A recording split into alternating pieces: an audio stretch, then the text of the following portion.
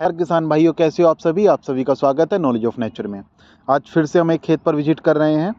ये आपका गेहूं का खेत है। अब इसके अंदर पहले हम बताते हैं कि हमने दवाई किस चीज़ की लगवाई है। जो हमारे गेहूं में बथुआ, लैटा या फिर हमारे भांग, चौड़े पत्ते की घास हो जाती है, तो उस चीज़ के लिए हमने एक सस्ता टॉनिक इन्हें दिया था, जो मैट सरफुलान मिथाइल 20% WP के नाम से आता है। अब इसमें स्प्रे मारे हुए 5 से 6 दिन हो गए हैं। सबसे पहले तो हम कंडीशन देख लेते हैं कि उसके अंदर भांग की क्या कंडीशन है। ये देखो, जो भांग का आपका पेड़ है ये मुरझा सा गया है।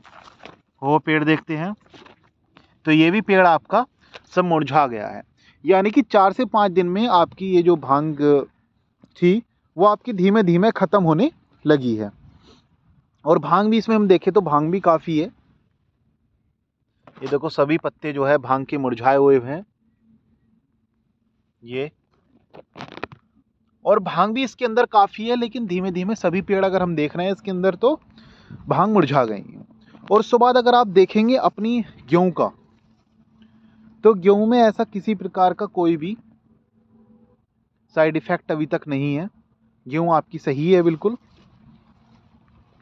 और भांग आपकी देखो, ये धीमे धीमे जहाँ भी इनकी दवाई पहुंची हुई है वो सब खत्म हो चुकी है। और गेहूं में किसी प्रकार का कोई भी इफेक्ट नहीं है। ये मैट सरफुलान मिथाइल 20% WP, ये आपका कहते हैं अगर कॉस्ट के हिसाब से देखें तो वो भी आपका सस्ता पड़ जाता है और रिज़ल्ट भी इसका आपका सही आता है। बस अब इसमें काम क्या है? इसमें काम यही है कि आपको स्प्रे जो है बथुए के पत्ते पर जाना चाहिए। अब अगर गेहूं आपकी बड़ी हो गई, आप ऊपर से स्प्रे मार रहे हैं, तो बथुए के पत्ते पर तो स्प्रे जाएगा नहीं।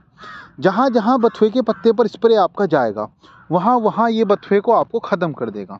अब देखो जो कि ये है, ये आपका बथुआ मुरझा गया सारा। तो जहाँ जहाँ पर भी गेहूं अगर आपकी घनी है तो आपको नोजिल जो है थोड़ी सी नीचे करके रखनी पड़ेगी। नोजिल आपको हल्की नीचे रख करके रखनी पड़ेगी, जिससे आपका जो दवाई है वो बथुए के पत्ते पर चली जाए। और ये करता क्या है, इसके अंदर पहले साल्ट देखते हैं। साल्ट है मैट सल्फुलान मिथाइल 20% WP, यानी कि मैट सल्फुलान की 20% में इस दवाई के अंदर मात्रा होती है।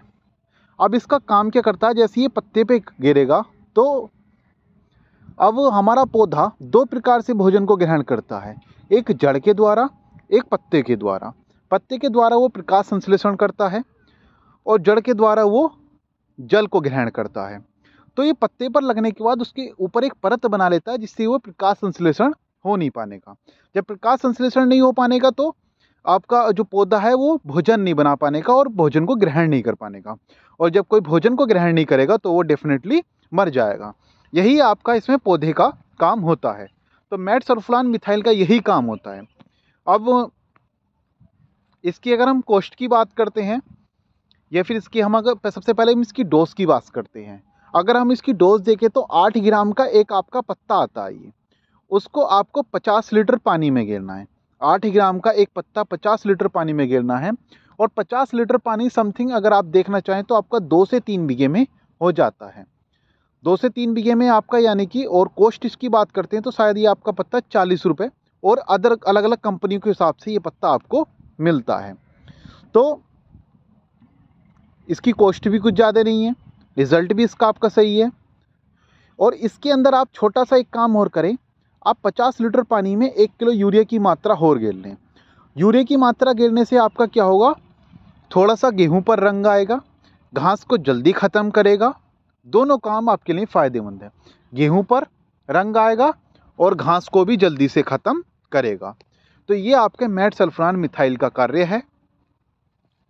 इसको आप अपनी गेहूं में, ईख में, यानी कि गन्ना में भी इस्तेमाल कर सकते हैं।